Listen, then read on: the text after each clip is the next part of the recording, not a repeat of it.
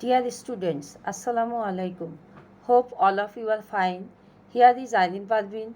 Welcome all to online chemistry first paper class, English version, arranged by KPB School and College. Today I am going to discuss strength of acid, degree of dissociation of acid and base, and Ostwald's dilution law under chapter 4. The title of chapter 4 is Chemical Changes. At first I would like to discuss strength of acid. Some factors affects the strength of acids. Factors that affect the strength of acid are dissociation constant of acid, size of negative ion, oxidation number of central atom, size of central atom, and nature of solvent.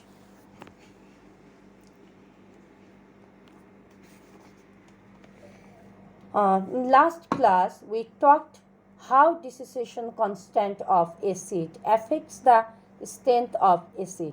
Today I am going to discuss the other factors.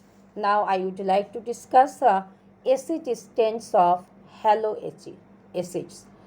Substances which dissociate fast in solution to donate hydrogen ions easily and give more hydrogen ion easily is a stronger acid. The strength of haloacid, to consider the strength of haloacid, at first you have to know what is haloacid. An acid that doesn't contain any oxygen, and they are all binary compounds of hydrogen and halogen. And in case of haloacid, in general, larger is the size of halogen atoms, stronger is the acid. That means the strength varies with the variation of atomic sizes of halogens. You know, the atomic in halogen series, the size is, look at the figure please. Here, iodine greater than bromine, greater than chlorine, greater than fluorine.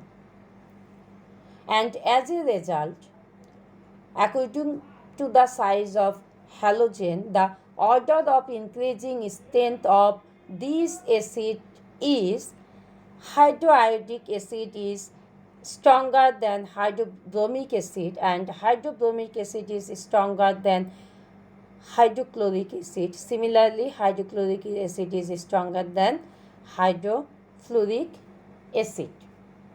That means here the size of the halogen atoms affect the strength of acid, and the larger the size of halogen atom, then this acid is more stronger.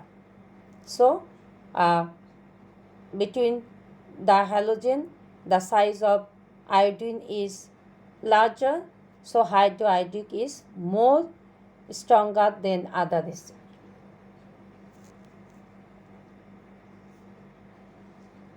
Now, acid strengths of oxyacids. The acids which contain oxygen is called oxyacid. Specifically, it is a compound that contains hydrogen, oxygen, and at least one other element. And in case of oxyacids, higher is the positive oxidation number of the central atom, stronger is the acid. That is, the strength depends on the oxidation number of the central atom of the molecules in case of oxyacids.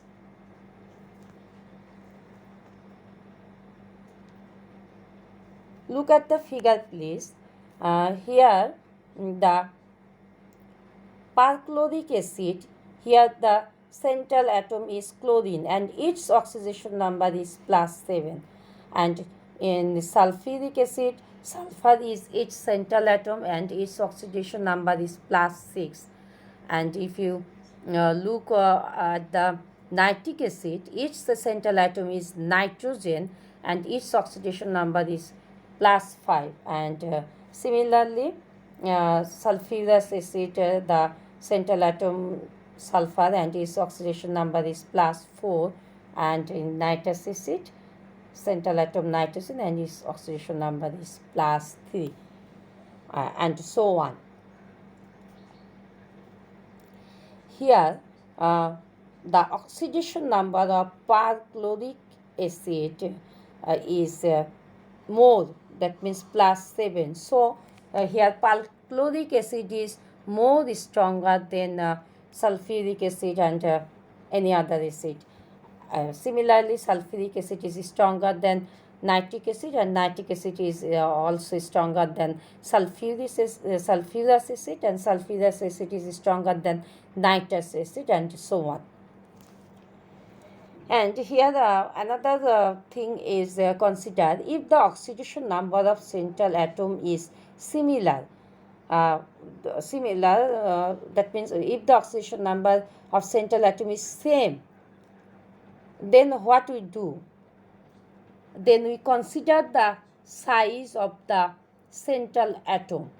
For example, the oxidation number of central atom of nitric acid, that is N, and oxidation number of phosphoric acid, here central oxidation number of phosphorus, the central atom of phosphoric acid, both are same.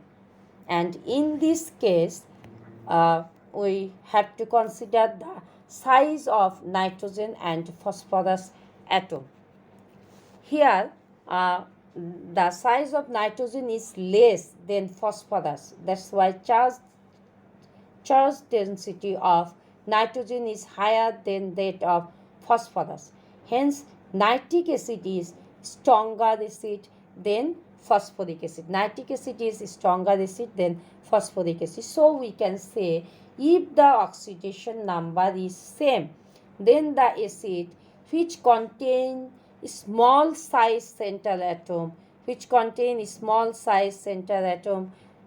is stronger than other acid. In this case, nitric acid is stronger than phosphoric acid. Now, I would like to discuss degree of dissociation of acid and base. To understand Ostwald's dilution law, at first you have to know the degree of dissociation of acid and base.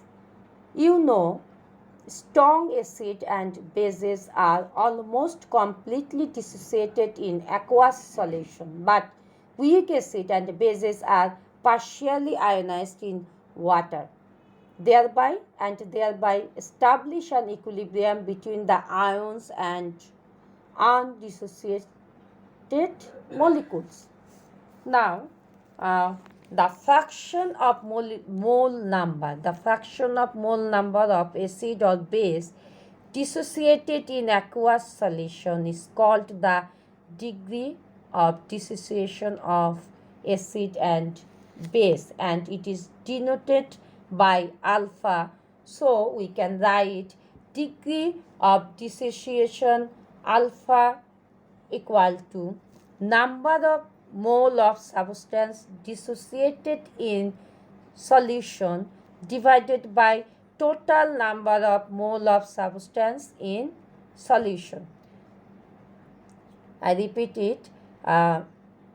The degree of dissociation alpha equal to number of mole of substance dissociated in solution divided by total number of mole of substance in solution. Now I would like to discuss Ostwald's dilution law. The quantitative relation between degree of dissociation and concentration of weak electrolyte like weak acid and base was established by Weiswald, and the relation is known as Weiswald's dilution law.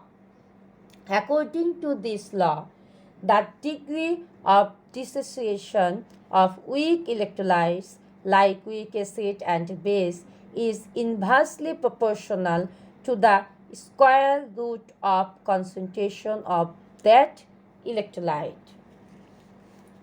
Now, I would try to deduct the mathematical form of this law. Suppose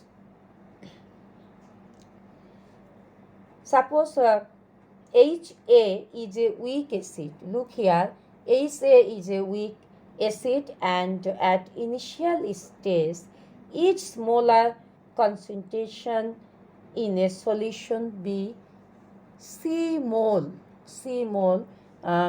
Here HA is a weak acid, and you look here it's at equilibrium state and is dissociated. Since it is a weak acid, it dissociates partially and gives some hydrogen ion and A minus ion. And at initial stage, the molar concentration of HA is C mole, and at equilibrium, after some dissociation occurs, at equilibrium, its its concentration is 1 minus alpha into C, because alpha C and alpha C hydrogen ion concentration after some times, and also A minus concentration is alpha C after some time when they reach at equilibrium state.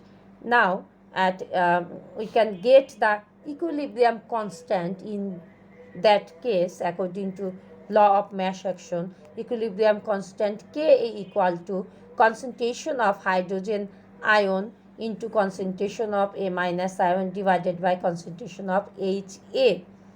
Now here hydrogen ion concentration is alpha C into A minus ion concentration is also alpha C divided by the concentration of HA is 1 minus alpha into C, and from here we can get alpha square C divided by 1 minus alpha. But for weak acid, the value of 1 minus alpha may be taken as 1. Very small. For weak acid, the value of alpha is very small, so the value of 1 minus alpha may be taken as 1.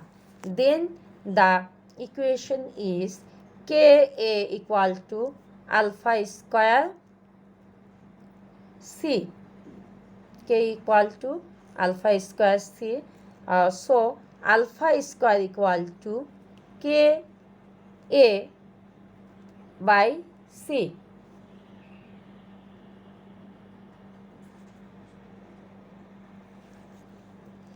Ka by C, or alpha equal to root over Ka by C, or root over Ka into 1 by root C.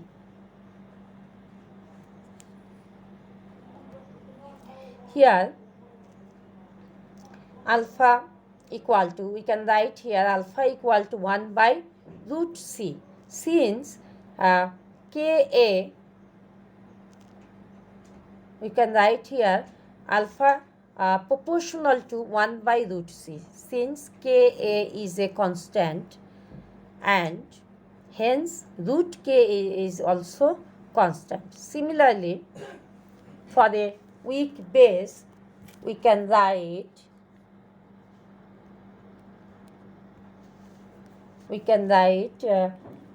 alpha proportional to alpha equal to root Kb into 1 by root C. Therefore, alpha proportional to 1 by root C. This is the mathematical relation or mathematical deduction of Wasswall's dilution law. And Wasswall's dilution law is applicable for weak acid, weak base and weak electrolyte. You have already known that. And applicability increases with increase of dilution, but at infinite dilution, application of Wasswall's dilution law is not applicable, because then no equilibrium is exist. Hope all of you understood this lecture properly. Please practice the questions and mathematical uh, problems related to these topics. No more today. Stay safe. Take care. Bye.